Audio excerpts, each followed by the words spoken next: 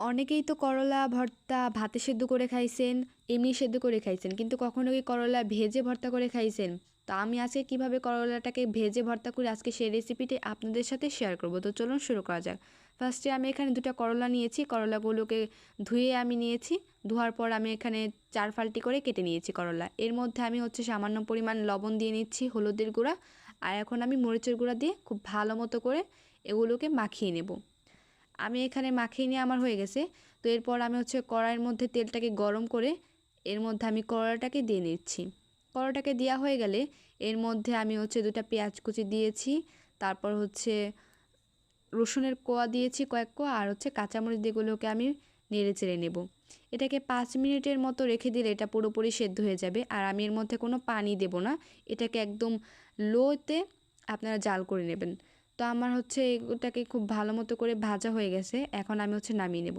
তো নামিয়ে নেওয়ার পর আমি এটাকে খুব ভালো মতো করে মেখে নিচ্ছি। এর মধ্যে আমি কোনো তেল দেব না, কারণ ফার্স্টে আমি তেল দিয়েছি। আমার পুরোটাই মাখানো হয়ে গেছে। আর ভর্তাটা কিন্তু খাইতে অনেক মজা হয়েছে, দেখতে পুরো একদম লোভনীয় লাগতেছে। আর ভর্তা হইতে না হইতে আমি কিন্তু খেতে বসেই গেছি।